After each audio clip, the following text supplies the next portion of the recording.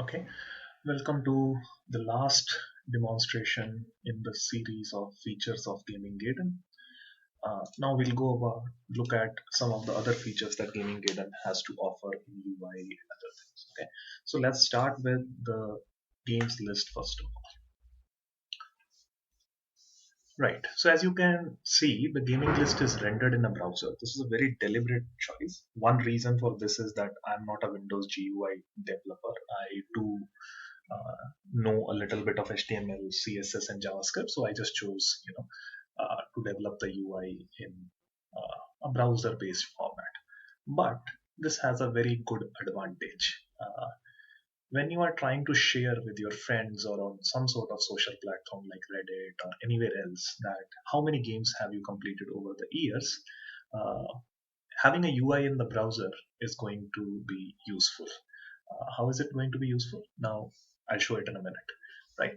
So you can see all the games that I have played, 3, 4, 5, 6, you know, paginated.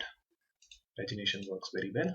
Previous, next, and we did see the search feature in last few demonstrations, but just to share it again, if I just want to search the name of a game, uh, let me just start with Geo, and you can see Geo matches God of War 2, God of War 2018, God of War, and even Worms Crazy Golf. Okay, so you have a good search, you have a great pagination, and if I just delete the search term, we go back to the default full list, which is paginated. So how is a browser going to help, socialize these things? Very simple. There is a button over here that says Show All. When you click it, what happens is it disables the pagination and renders your entire list in one screen. Okay, so let's look at that. So Show All. Now all your games are in a single list.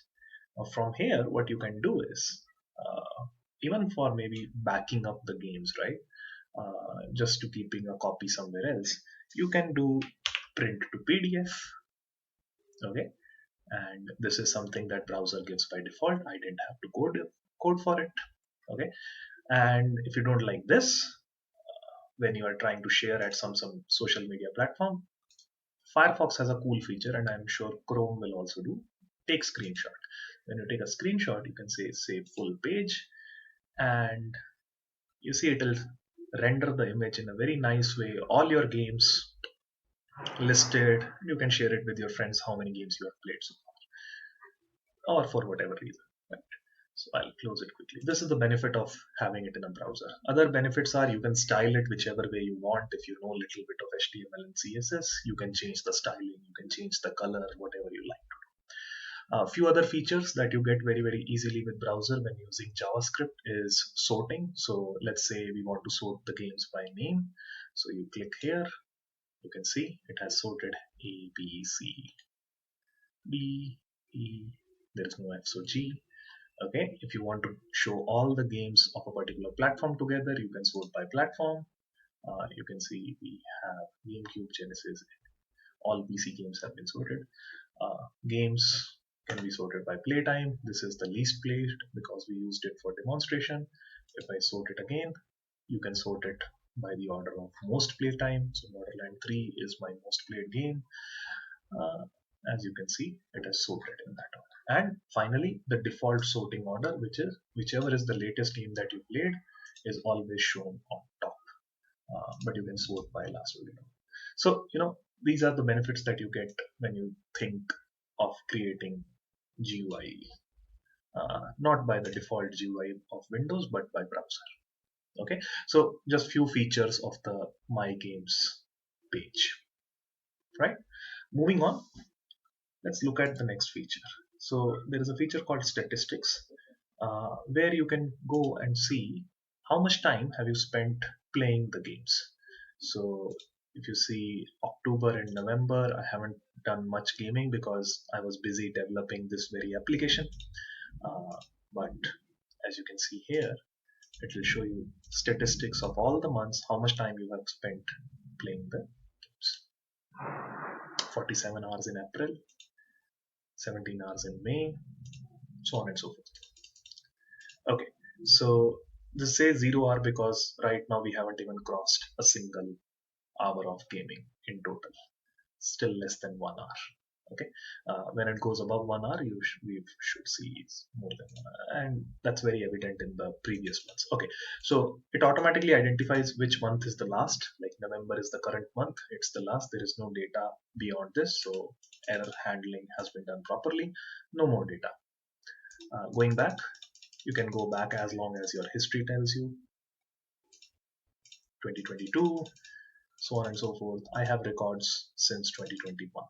Okay, so it's a fun way to see, have you been gaming, have you been gaming enough, do you find time for gaming, or if you are gaming too much and you should take a break.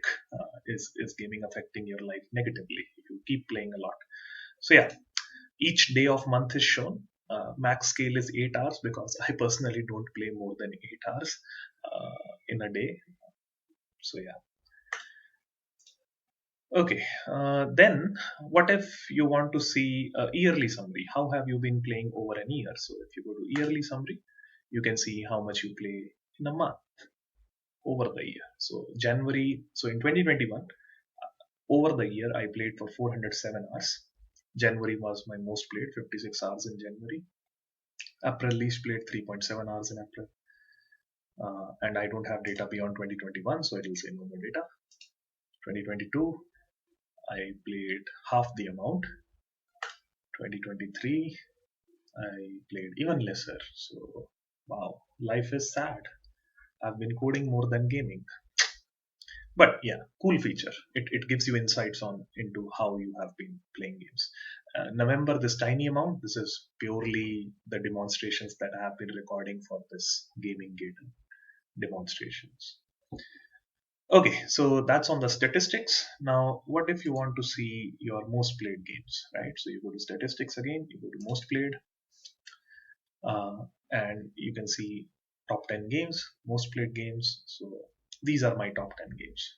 Okay, Borderland 3 is for 112 hours, Horizon Zero Dawn for 66 hours, 55 hours for Need for Speed Heat, so on and so forth. So you can change the number of games it shows from here, top 20, 30. And one interesting stat that you can see from this top 10, 20, 30 format is your top 30 minimum 10 hours is still the amount you have played, like in the top 30 games, because the lowest played is shown at the bottom. And when you see top 50, it goes down up to 4 hours. So within 50 games itself, I have dropped to just 4 hours of play time per game. So imagine I have 62. The remaining 12 would probably be even less than 4 hours. So you see, this is the kind of interesting insights that this application is able to give you. So I really hope this app enhances or adds value in your gaming hobby. Okay, so these are the three statistics. Now let's look at how many games you have played on a particular platform. So if I go by games per platform, you can see how many games you have played PC, how many you have played on PlayStation 2, so on and so forth. Now, a lot of times we spend, at least people who have emulation as a serious hobby, they spend time setting up their emulation systems to perfection. But how much time do you actually spend playing? That's the goal of this application, right? Even though I have spent a lot of time in setting up my emulation system, if you look at it, I still mostly play PC games, right?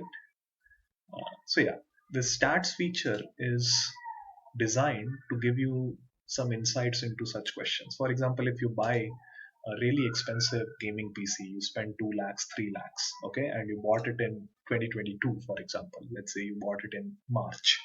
So since then, or rather say January, right? So since 2022 January until today, how much hours of gaming have you actually done on your brand new spanking PC, right? 272 plus 192, it's barely like 464 hours of gaming, right? So yeah, so these are the statistics feature of this application. I hope they make you feel positive, not negative. Okay. All right. So few others. So there is a feature called Stop Tracker. If you want to, for any reason, pause the tracking of your previously registered games or emulators, you can just click Stop Tracker. Now, it showed a notification tracker stopped. I don't know whether this got recorded in recording. I guess I'll see it when I review the recording. But in one of the earlier recordings, the notification didn't show up. Okay, so tracker has been stopped. It will show you a balloon notification.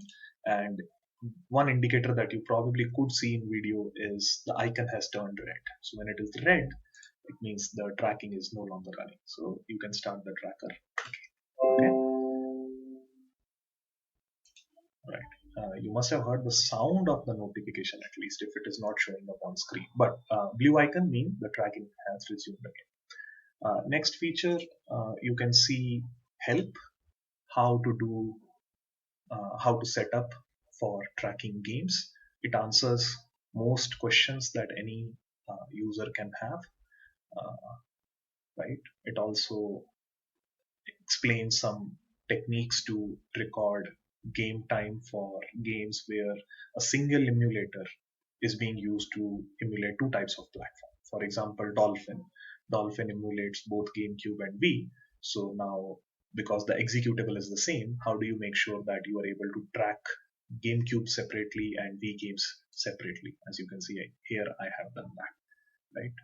Wii and where is GameCube? This is GameCube, right? One game of GameCube, one game. How do you do that, right? So it explains that technique. The same technique can be applied for RetroArch also, for similar situation where a single core is, being used to emulate multiple platforms. So yeah, and another explanation of why I have left it to user to do these workaround instead of doing some fancy complex coding in the application. It's to keep the application simple. All right. So yeah, help manual, very detailed. You can take a look.